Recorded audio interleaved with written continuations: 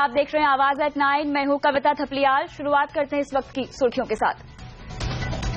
हड़ताल के मुद्दे पर ज्वेलर्स में बड़ी फूट। एक्साइज ड्यूटी पर सरकार ने जारी किया सर्कुलर। कमेटी की सिफारिश आने तक सिर्फ बिके हुए सामान पर लगेगा टैक्स।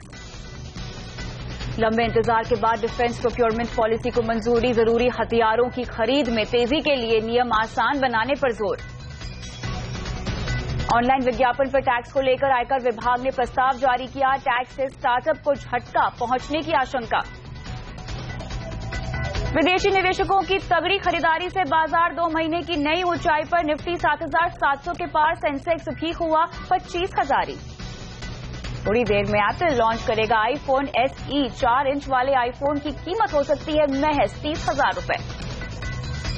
CNBC आवाज टेक गुरु अवार्ड का ऐलान। बेस्ट पैसा वसूल फोन का अवार्ड मोटो X प्ले को, सैमसंग गैलेक्सी S6 Edge को मोस्ट स्टाइलिश फोन का अवार्ड, बुक माई शो को इजी ऐप अवार्ड।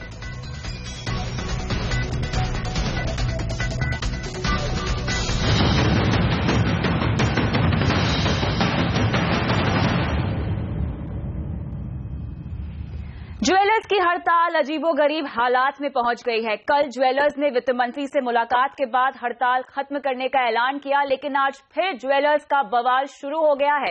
इस वक्त आप अपने टेलीविजन स्क्रीन पर 2 तस्वीरें देख रहे हैं। पहली तस्वीर है दिल्ली की और दूसरी तस्वीर है मुंबई की।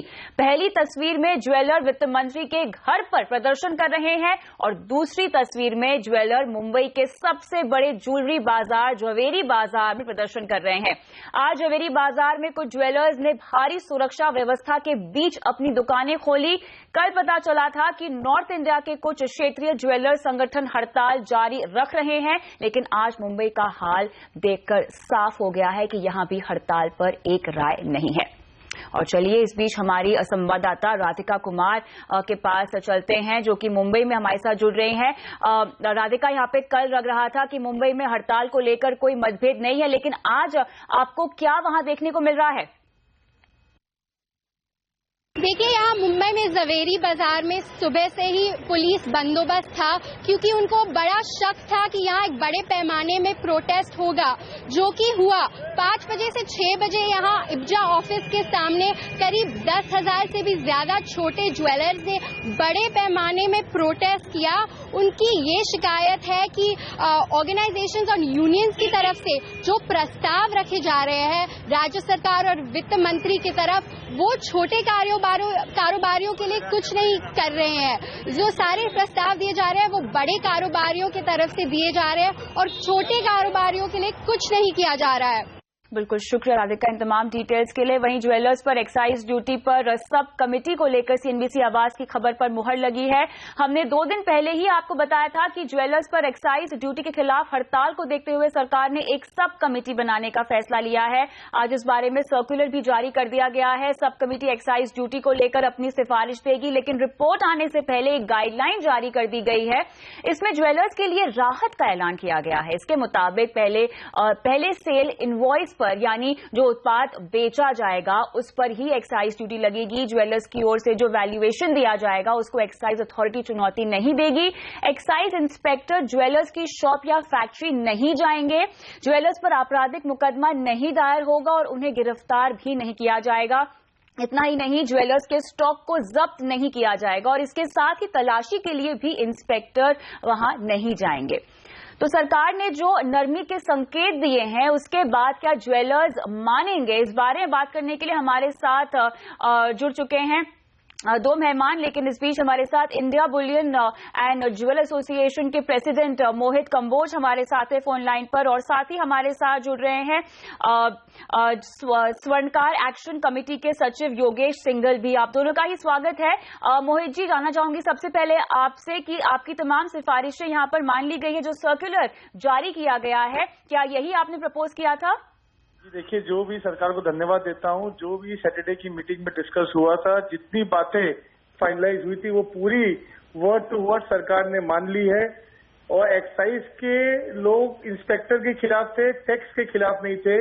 एक्साइज की पावर्स के ऊपर जो टास्क फोर्स तैयार करेगा, दोबारा उस पर विचार होगा। 60 दिन कितना उसमें हैरेसमेंट का पूरा सरकार ने मांग के, ना कोई रेड होगी, सर्वे होगी, कुछ सीजर होगा। ऐसा कोई भी किसके ऊपर दिक्कत नहीं है कि सरकार ने सब बातें मान ली। साथ ही साथ शाम को भी एक और सर्कुलर सरकार ने निकाला था कि किसी भी सेंट्रल एक्साइज ने रीजनल एक्साइज डिपार्टमेंट से किसी भी ज्वेलर के ऊपर शनिवार के पहले कोई भी अगर सम्मन इशू किया है उसको पूरा विड्रॉ कर लिया गया है। अब मुझे ऐसा लगता है कि सरकार ने जो भी ज्वेलर की बातें दी, चाहे छोटा है, चाहे बड़ा है, चाहे ऑर्गेनाइज्ड है कि अनऑर्गेनाइज्ड है, सबको अपने साथ रखते हुए पूरे इंडस्ट्री को ओवरऑल देखते हुए बातों को माना है। मैं उनको धन्यवाद देता हूं। योगेश जी, आपको क्या लगता है, तमाम शर्तें यहाँ मान ली गई हैं कि आपका विरोध प्रदर्शन अभी भी जारी रहेगा, क्या कहना है आपका?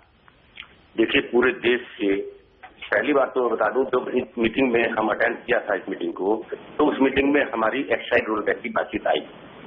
परवीन पांड्या जी के सानिध्य में ली मेरिडियन होटल में हमारी एक सभी ज्वेलरों की मीटिंग बुलाई गई थी।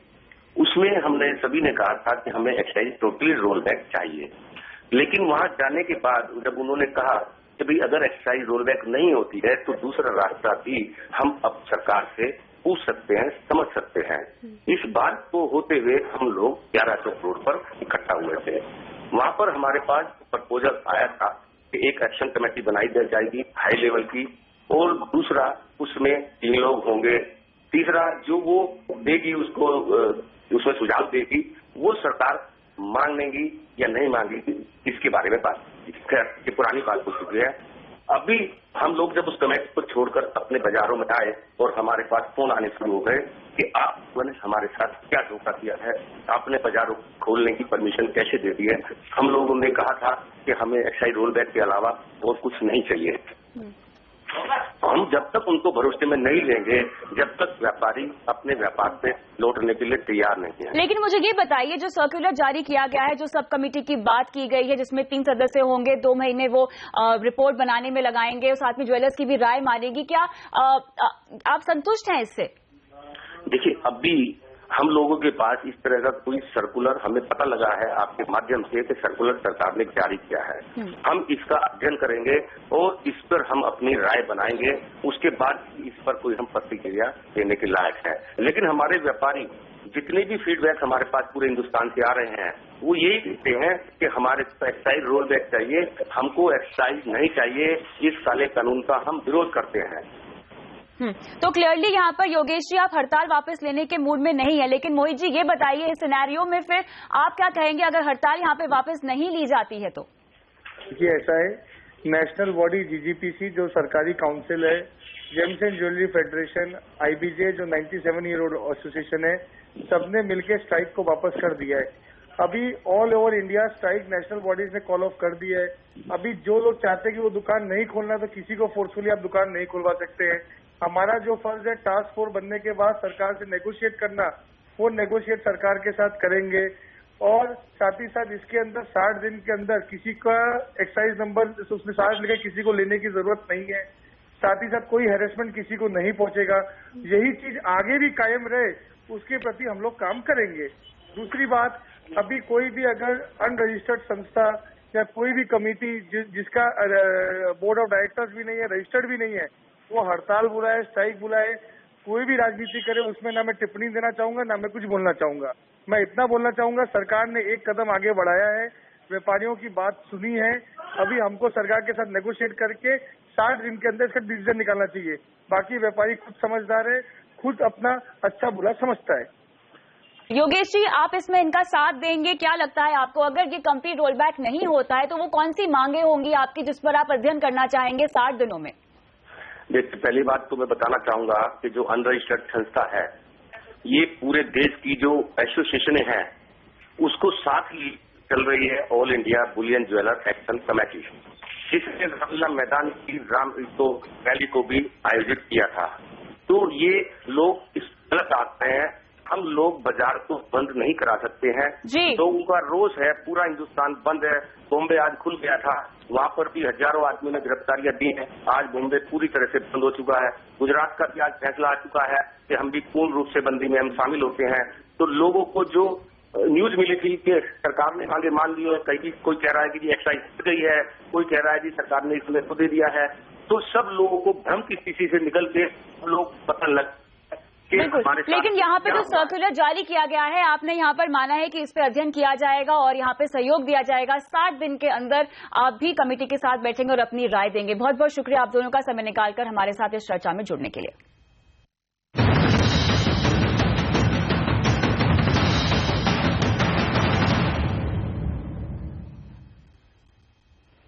रुक करते अब दूसरी बड़ी खबरों की ओर। लंबे इंतजार के बाद आज सरकार ने रक्षा खरीद नीति यानी डिफेंस प्रोक्यूरमेंट पॉलिसी को मंजूरी दी है और इस पॉलिसी के तहत सबमरीन फाइटर्स, हेलीकॉप्टर्स और हथियार बनाने के लिए कोई प्रोजेक्ट स्ट्रैटेजिक पार्टनरशिप के जरिए शुरू किए जा सकेंगे। नई पॉलिसी में और क्या खास है, इसी पर बात करने के लिए हमारे साथ जुड़ रहे हमारे ब्यूरो चीफ लक्ष्मण रॉय। बताएंगे लक्ष्मण की आखिर नई पॉलिसी है जो इसमें क्या क्या खास बातें निकल कर आई हैं?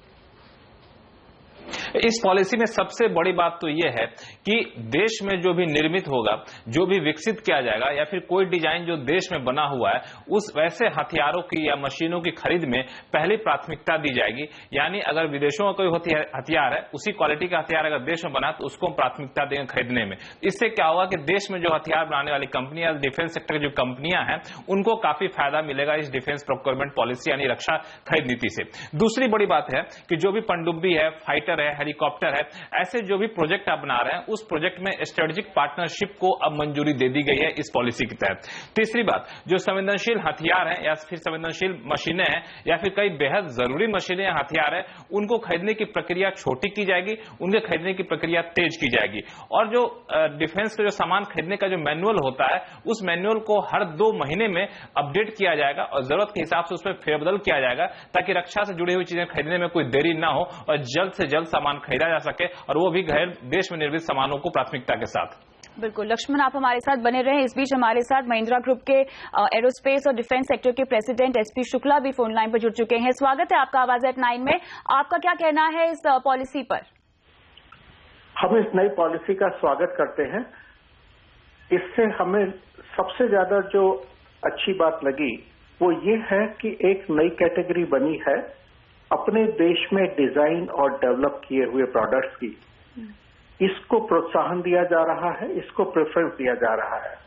इससे ये लाभ होगा कि महिंद्रा जैसी कंपनियां जिन्होंने काफी इन्वेस्टमेंट किया है इन हाउस टेक्नोलॉजी डेवलप करने में, डिजाइन और डेवलपमेंट हाउस बिल्ड करने में, वो अपने ही देश में इंडिजिनस टेक्नोलॉजी को नर्चर करेंगे, बिल्ड करेंगे, अपना खुद का देश में टेक्नोलॉजिकल बेस तैयार होगा। दूसरी अच्छी बात इसमें जो ये है कि पीस टाइम प्रोक्योरमेंट एक्सपेडाइट करने की बात है। ये इतना अच्छा स्टेटमेंट ऑफ इंटेंट है। नहीं तो अक्सर जब प्रोक्योरमेंट होता है वो प्रेशर हो जाता है कि कोई क्रिटिकलिटी है, कोई इमरजेंसी है, जल्दी से करना है। यदि नॉर्मल रूटीन में प्रॉपर पीस टाइम में प्रोक्योरमेंट चलता रहता है तो मॉडर्नाइजेशन टाइम से होता है, उससे हड़बड़ी में कोई काम नहीं होता है। तो हम इस पॉलिसी का होल हार्टेडली स्वागत करते हैं। शुक्ला जी, यहाँ पे सबसे बड़ा चैलेंज कौन सा था जो इस पॉलिसी के तहत आपको लगता है कि ओवरकम हुआ है? सबसे अच्छा तो प्रोसीजरल है। प्रोसीजर स्ट्रीमलाइन हो रही है, that is the biggest thing. आपने देखा होगा पहले और सुना होगा कि कभी कभी जब प्रोसेस शुरू होती थी from expression of intent to LOI, time taken could be as long as 5 years, 5 साल लग जाते थे। एक्सट्रीम केसेस में तो हमने 7-8 साल भी देखे हैं। अब इस पॉलिसी से पूरी आशा है कि प्रोसेस एक्सपेडाइट होगी। यही सबसे बड़ी खास बात है। जी, यहाँ पर लक्ष्मण सवाल पूछना चाहते हैं। हाँ, मैं ये जानना चाहता हूं कि सरकार ने यहाँ तो कहा है कि जो देश में निर्मित सामान है या फिर डिजाइन किया हुआ है उसको हम प्राथमिकता देंगे, प्रायोरिटी देंगे अलग कैटेगरी बना करके, लेकिन क्वालिटी को कैसे आप मैच करेंगे जो बाहर से हम लोग अब तक इंपोर्ट करते रहे या फिर इंपोर्टेड डिजाइन, इंपोर्टेड टेक्नोलॉजी से करते हैं, तो क्वालिटी मैच करना कितना आसान होगा, फिर कितना बड़ा चैलेंज है डोमेस्टिक इंडस्ट्री के लिए सर? देखिए, आसान तो कुछ भी नहीं है। जब भी कोई काम पहली बार किया जाता है उसमें मेहनत पड़ती है, उसमें खास अटेंशन दिया जाता है। तो वहीं पर जो एस्टेब्लिश्ड मैन्युफैक्चरर्स हैं, there are few companies, platform maker का रोल उन्हें प्ले करना होगा। प्लेटफॉर्म्स होते हैं जो कि फुली मेड अप इक्विपमेंट होता है, फुली असेंबल्ड, और देश में इकोसिस्टम डेवलप करना होगा मीडियम स्केल का और स्मॉल स्केल का। ये काम होता है प्लेटफॉर्म मेकर का। प्लेटफॉर्म मेकर ड्राइंग और स्पेसिफिकेशंस अवेलेबल करता है मीडियम और स्मॉल स्केल को, तो ये जो कंप्लीट इकोसिस्टम होता है वो मिलकर प्रोडक्ट डेवलप। मैं अगर शॉर्ट टर्म में आपसे पूछूं, एक मिनट रोकना चाहूंगा आपको, कि अगर हम शॉर्ट टर्म या 2 साल या 5 साल का टर्म देखें तो आपको क्या लगता है कितने मात्रा का हम लोग प्रिपेयर कर पाएंगे घरेलू इंडस्ट्री से डिफेंस के लिए? कुछ टारगेट या फिर कुछ एस्टिमेट आपका? बहुत मुश्किल है इस तरह से कहना, क्योंकि एक कंपनी की बात नहीं हो रही है, ये पूरे सेक्टर की बात हो रही है। तो आप मुझे बाकी लोगों के काम के बारे में अंदाजा लगाने के लिए कह रहे हैं, लेकिन यदि आप देखें कि हमारे देश में इंपोर्ट्स जो हैं 6-7 बिलियन डॉलर के हैं हर साल, तो यदि हम उसको देख के चलें तो ये मानना चाहिए कि पहले 2-3 साल में 25 से 30% सब्स्टिट्यूशन पॉसिबल है और 5 साल के भीतर 50 से 60% पहुंच जाना पॉसिबल है। चलिए, तो यहाँ पर शुक्ला जी, क्लियरली अगर इंडस्ट्री के लिहाज से देखें तो आपने भी स्वागत किया है इस पॉलिसी का। बहुत बहुत शुक्रिया समय निकालकर हमसे बात करने के लिए। लक्ष्मण, आप हमारे साथ बने रहें, लेकिन हम आगे बढ़ते हैं, रुक करते हैं दूसरी खबरों की ओर। इधर सरकार ने कमोडिटी ब्रोकिंग समेत 25 नए सेक्टरों में FDI की छूट देने की तैयारी यहां कर ली है। खबर है कि वित्त मंत्रालय ने इस पर अंतिम प्रस्ताव भी तैयार कर लिया है। लक्ष्मण हमारे साथ बने हुए हैं, उन्हीं से बात करते हैं विस्तार से इस पर। बताएं लक्ष्मण, क्या डिटेल है इस खबर को लेकर आपके पास? देखिए, जो हमें जानकारी मिली है उसके मुताबिक सरकार कमोडिटी ब्रोकिंग कंपनियों में या फिर कमोडिटी ब्रोकिंग के सेक्टर में जो भी कंपनियां लगी हुई हैं उसमें 100% FDI का प्रस्ताव तैयार कर लिया है और उसके लिए किसी भी वक्त नोटिफिकेशन जारी किया जा सकता है। और ये जो प्रस्ताव है उसके मुताबिक ऑटोमेटिक रूट से FDI होगा, किसी भी तरह की कोई मंजूरी लेने की जरूरत नहीं होगी और ये कंपनियां पैसा ला करके अपनी सब्सिडरी में पैसा लगा सकती है या फिर डाउन स्ट्रीम कंपनियों में पैसा लगा सकती है और इसमें कोई भी मिनिमम कैपिटल रिक्वायरमेंट यानी कम से कम कितनी आपको पूंजी चाहिए, इन सब की कोई शर्त यहां पर नहीं होगी। इसके अलावा 24 और सेक्टर यानी कमोडिटी ब्रोकिंग हाउस को मिला दें तो कुल 25 ऐसे सेक्टर की पहचान की गई है जिसमें सब ब्रोकर, रिसर्च एनालिस्ट जैसे सेक्टर शामिल है। इसमें 100% FDI की छूट दी गई है और ये जो छूट दी गई है यह बजट में वित्त मंत्री के उस ऐलान के आधार पर किया गया है जिसमें कहा गया था कि 18 NBFC के अलावा फाइनेंशियल सेक्टर के दूसरी कंपनियों को भी FDI की हम इजाजत देंगे। उसी के तहत यह बैठक भी हुई थी पिछले हफ्ते, उस बैठक में प्रस्ताव को कमोबेश अंतिम रूप दे दिया गया है। शुक्रिया लक्ष्मण इन तमाम डिटेल्स के लिए। और फिलहाल रुकते हैं एक ब्रेक के लिए। ब्रेक के बाद कुछ ही देर में एप्पल दे सकता है सबसे सस्ते आईफोन का तोहफा। पूरी खबर जानने के लिए बने रहे हमारे साथ।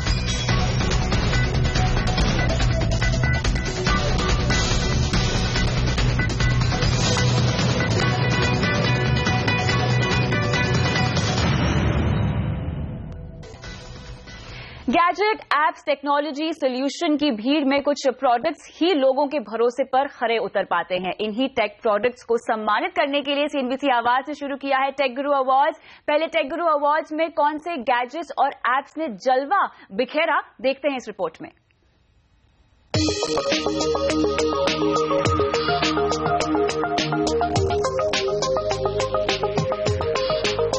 टेक गुरु अवार्ड्स के लिए गैजेट्स और एप्स में कड़ा मुकाबला था। 19 अलग अलग कैटेगरी में जिन प्रोडक्ट्स ने बाजी मारी उनमें कम कीमत में शानदार फीचर्स के लिए बेस्ट सस्ता सुंदर टिकाऊ फोन का अवार्ड मिला है यूनिक फोन को, जबकि बेस्ट पैसा वसूल फोन का अवार्ड जीता है मोटोरोला के फोन मोटो X Play ने। सैमसंग गैलेक्सी S6 Edge को शानदार डिजाइन के लिए मोस्ट स्टाइलिश फोन का अवार्ड मिला है। टेक गुरु अवार्ड्स में एप्स के लिए भी अवार्ड दिए गए। Movie ticket booking app Book My Show को बेस्ट लाइफ बनाए इजी ऐप का अवार्ड दिया गया। वहीं बेस्ट इनोवेटिव ऐप का अवार्ड M इंडिकेटर को मिला है। आपकी सेहत का ख्याल रखने के लिए फिटबिट चार्ज HR को बेस्ट फिटनेस गैजेट के सम्मान से नवाजा गया। वहीं एंटरटेनमेंट के लिए बेस्ट टाइम पास ऐप का सम्मान YouTube को मिला है। बेस्ट स्मार्टफोन के लिए viewer choice award Lenovo K3 Note को मिला है। वहीं टेक डेब्यूटेंट कंपनी का अवार्ड Xiaomi को मिला है। Bureau report. इतना ही नहीं, टेक गुरु अवार्ड में हिस्सा ले रहे YouTube इंडिया के कंटेंट हेड सत्या राघवन ने कहा कि लोगों की रुचि में बहुत बदलाव आ रहा है और कंपनियों को इसका ख्याल रखना चाहिए। इस मौके पर इन्फीबीम डिजिटल के senior vice president Saumya Banerjee ने टेक गुरु अवार्ड्स को एक सार्थक कदम बताया। आप में से कई ऐसे लोग होंगे जिनके घर में छोटे बच्चे हैं और अगर आपको कोई काम करना है तो मैं ये ऑफन देख रहा हूं आजकल कि लोग बच्चों के सामने एक YouTube वीडियो प्ले करते हैं, अपना काम खत्म करके जब वापस आ जाते हैं तो बच्चा वहीं पे शांत YouTube वीडियो देख रहा है।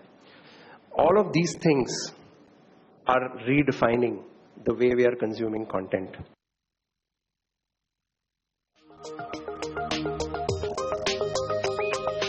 मैं ये भी समझता हूं कि ऐसे जो प्लेटफॉर्म है उनके लिए भी टेक गुरु एक डिस्कवरी प्लेटफॉर्म हो जाता है, ताकि लोगों को पता चले कि इतने अच्छी चीजें बन रही है इंडिया में, इतने पैशनेट पीपल है और इतने गैजेट्स है।